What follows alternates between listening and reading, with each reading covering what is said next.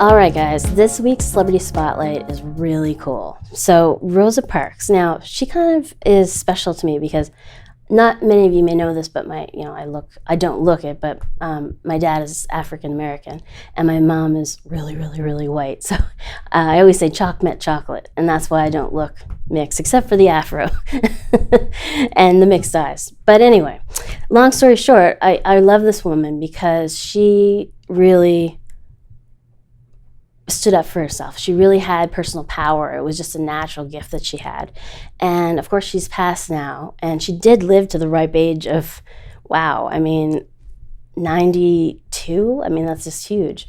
I love that, 92. 9 plus 2 is 11. I love 11.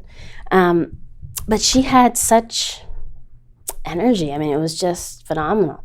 She really, what really went down was that the first part of her life, she kind of flip-flopped between the 6 and the 9, back and forth again. Like the first cycle, for example, that she went through was a 6.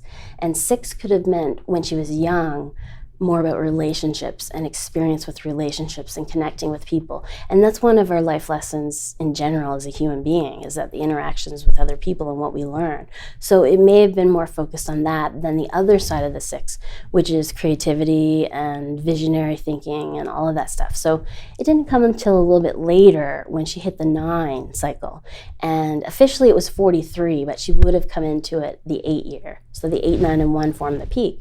So she would have been 42 when she unofficially hit the peak of 9. And it would have been coming in. So she would have felt that 9, that high change energy.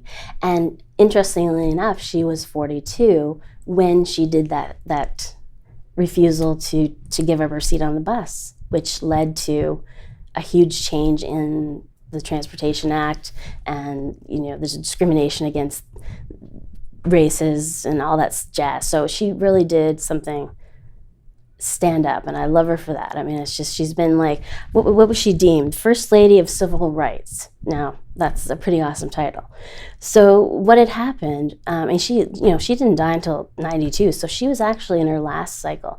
So after that whole big 9 change era where she was making a lot of change and doing a lot of stuff, civil rights and just go, making changes on every level, she hit another 6 around her 50s, like early 50s.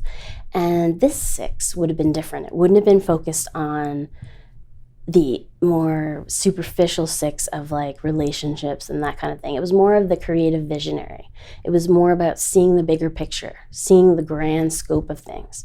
So now she's made some changes and done some really great things, but now she's seeing even bigger and seeing broader. And she went into a 7 cycle at 61 and kept that 7 until death.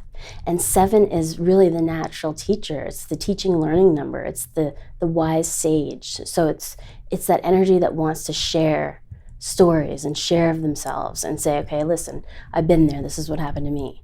So they very much are the ones, the go-to people for that wise sage type energy. So really she probably gave back in a lot of ways. I haven't really looked into her story completely, but she does fascinate me, and it's something I'd love to read, like a biography or something of her, because she's very fascinating. And her date of birth is actually interesting too, because her gift is a 6, which is the visionary, and her how, which is the sum of your year. So how is she going to be the visionary?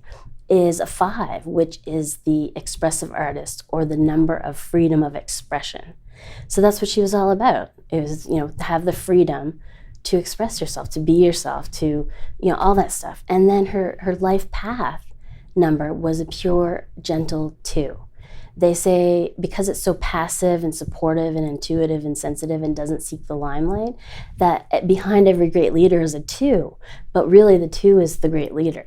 So that's, she came in peace. She came not push and shove, but just in peace, saying what needed to be done, not being hostile. She's almost like a Mother Teresa in a way, the Black Mother Teresa, or whatever you want. I don't know what nationality. I think she was, what was Mother Teresa? Gabe, do you know? Gabe is, dealing with me, my high energy. He's very mellow, so thanks for putting up with me, Gabe. So yeah, I mean, she is amazing, and interestingly, her date of death, I just want to say before we close, is that it added to, because she died 10/24/2005. If you take the 10 and the 24, it's a 7. And then you take the year, it's also a 7. 7 is that wise sage number, the number of truth. She was all about truth, revealing truth, sharing truth. And then it adds to a 5 because it's a 14. 1 + 4 is 5. So it really symbolized in so many ways, encompassing all of what she was and who she was all about, because 5 is a number of freedom of expression. So it was beautiful. I mean, her story is just beautiful. And she does, one other thing is that she has the arrow of inspiration. So what can you say about this lady? She's just phenomenal. And, we're so lucky to have had her on this planet Earth of ours. So I wanted to say happy birthday to Rosa Parks, even though she's not with us any longer, but she's definitely one to be honored. So please tune in again next week, and we'll have another Celebrity Spotlight here on LotteryUSA.com.